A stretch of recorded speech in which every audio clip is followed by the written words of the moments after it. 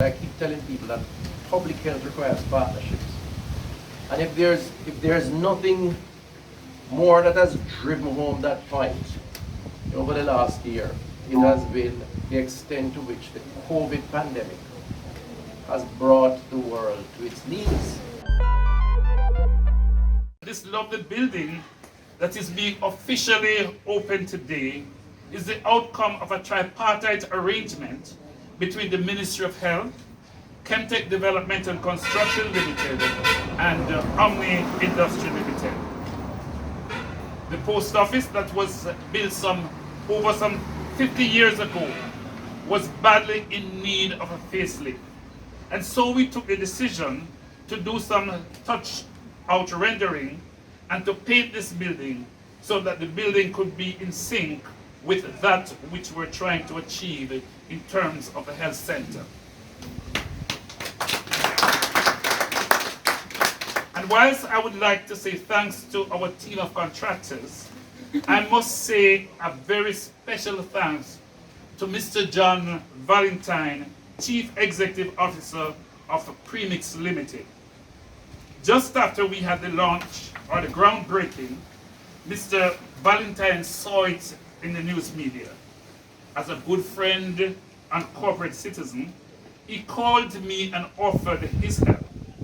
He said he would give us some of the mixed concrete and he would sell us the rest at a special price. We collaborated on this offer to do all of our foundations and flooring for the building. But this did not stop there. When we completed the building, I told him that we needed to pave outside to make the place more user-friendly. And he supplied over 30 cubic yards of concrete to pave the entire front of the building and in front of the post office. I feel a great sense of pride knowing that I contributed in some way to the building of the Brownsville Health Center, which I know will make a difference in the lives of many. Having been involved from conception to completion, I would like to use this opportunity to thank everyone who played their part.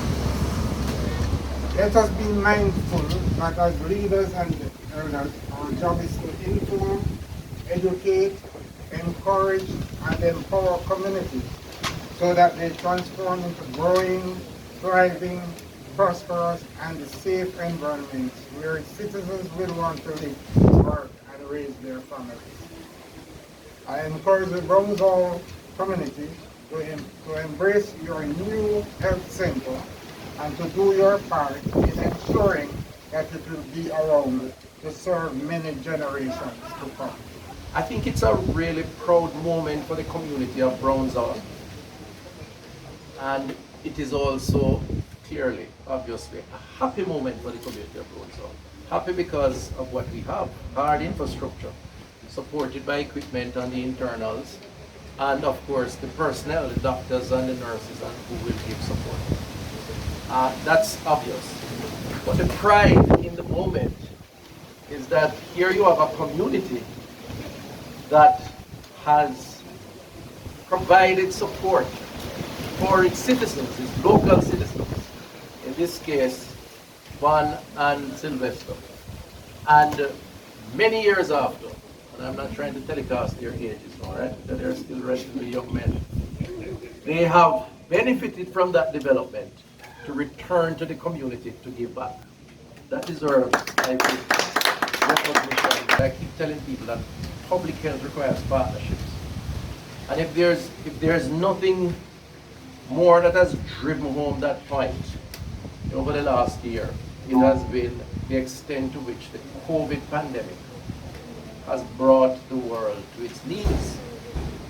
And when I say the world, I mean the world. We're talking about every single type of activity globally has had to pause, adjust, recalibrate, all because of a public health threat that we all face. A public health threat that has claimed lives, that has made persons lonely, depressed, that has depressed business activity, and something that we really didn't think could happen. In fact, the last time we had such an incident, a public health risk of this nature, was 100 years ago, the Spanish flu. And many people died then, and the world had to adjust and work hard to overcome.